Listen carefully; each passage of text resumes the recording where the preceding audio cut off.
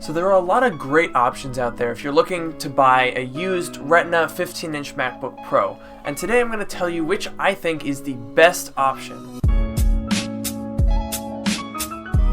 So when shopping online for a used 15-inch Retina MacBook Pro, you want to do a couple of things. The first of which is to maximize what you're getting. So you want to be getting the most performance for the least amount of money. However, this shouldn't come at the expense of a good laptop, so you don't want to buy the cheapest one out there because it might not suit your needs. Today, I've pulled together what I think is the best all-around MacBook Pro that you can buy used that'll give you the best value. So the laptop that I personally think is the best option if you're on the market for a used Retina MacBook Pro is the late 2013 dual graphics model. Now this model fits the bill perfectly in my opinion because it has a really good blend of specs and price. So to go through all of the different models of 15-inch Retina MacBook Pros that you can choose from, we start with the mid-2012, early 2013 MacBook Pros. Those are functionally identical. And then you have the late 2013, mid-2014 MacBook Pros, again, functionally identical. And then there's, of course, the mid-2015 Retina MacBook Pro.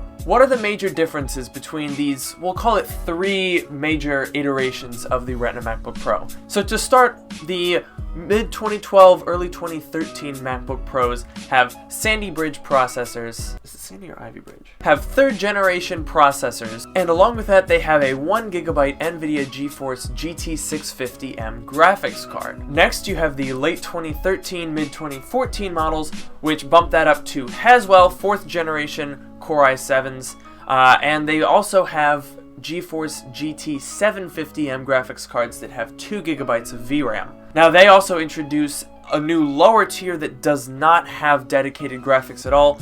Personally, I don't like those models. I don't think they're very well suited for professional workloads, though if you are, someone who would normally buy a 13-inch but you just want a bigger screen, those can still work for you. Then we have the 2015 model. Now these still use 4th generation Haswell processors, but they bump it up to AMD Radeon R9 graphics, which are a little bit better, but still use 2GB of VRAM. The only other noticeable difference is the 2015 has a Force Touch trackpad, whereas earlier models have the standard diving button click trackpad. So why did I choose the late 2013 in particular? Well, to start off, the 2012, 2013, early 2013 MacBook Pros, they're pretty capable machines. The processors are a little slower and less efficient than the Haswell processors, and they have less VRAM, but the major issue that kind of rules these out for me is the graphics problem. Now, I'm not sure if this is something that is as prevalent as it is on, say, the 2011 MacBook Pro, but the idea that you could drop, say, $700 or $800 on one of these laptops, a nicer one, and have the graphics card fail and be completely screwed kind of rules it out as far as value is concerned. The 2013-2014 MacBook Pros, I think, are a very good blend because the 2015s are still quite expensive and the graphical upgrades really aren't that worth it. And also you have to consider that the processor architecture is pretty much the same from late 2013 through mid 2015. So really the only advantage of paying that little bit of extra money for the 2015 is to have, I guess, a slightly newer computer, maybe there's a better battery in it, and also the slightly better graphics.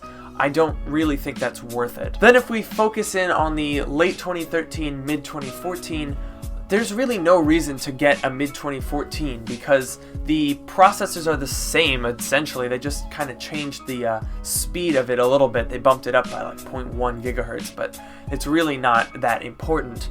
And the rest of the computer is literally identical. So there's no reason to get a mid 2014 when you can get a late 2013 for less money that is going to be completely identical in almost every single way except for maybe 0.1 gigahertz of processor speed. So what'll this cost? Well, a late 2013 15-inch Retina MacBook Pro, the standard configuration, which has a 2.3 gigahertz i7, it has the GT 750M with 2 gigs of VRAM, you have 16 gigs of RAM, and you have a 512 gigabyte hard drive or SSD.